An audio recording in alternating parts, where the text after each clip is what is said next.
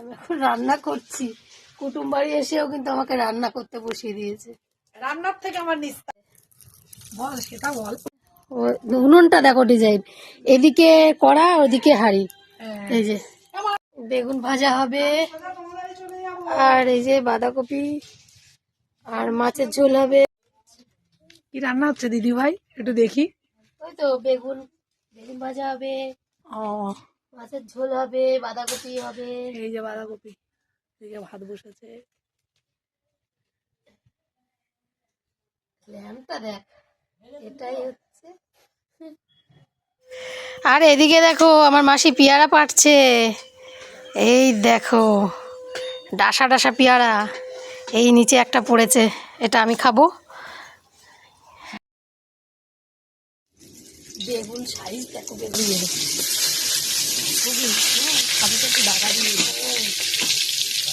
যা পেয়ারাটা খাওয়া হলো না রে।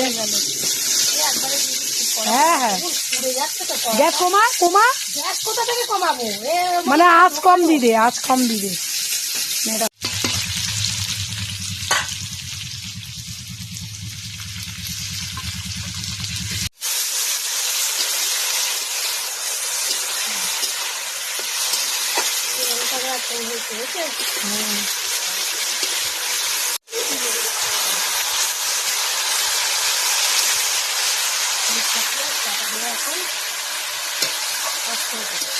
কোনো কাজে কিন্তু আমি ভয় পাই না।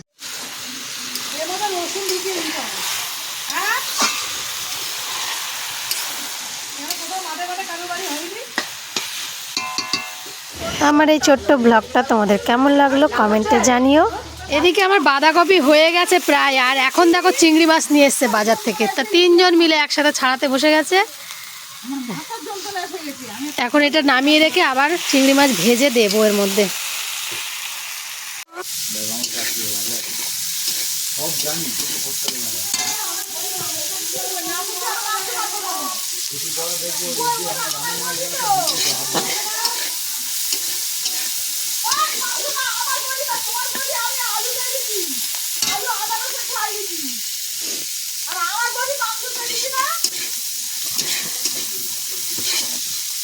কৃষ্ণা দেখো ভাজা হয়েছে,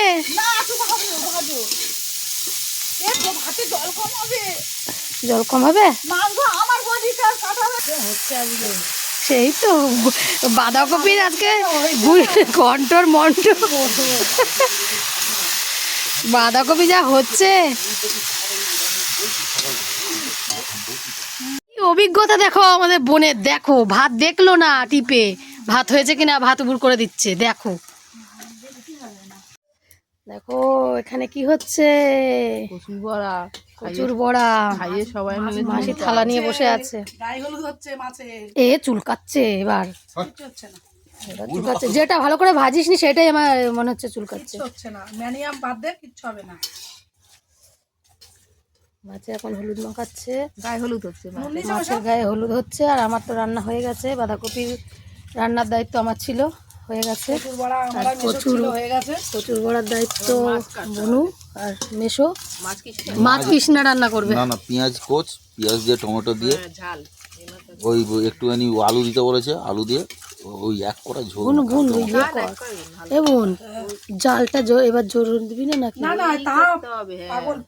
আলু কাটা হয়ে গেছে মাছের ঝোলের জন্য। এই যে মাছ দিয়ে আলু দিয়ে রান্না হবে। আর এবার বসেছে আমাদের বোন রান্না করতে। এক রান্নাঘরে মানে কজন এলো রান্না করতে, ভাগে ভাগে রান্না হচ্ছে শুধু। এবার মাছের ঝোলটা রান্নার দায়িত্ব বোনের।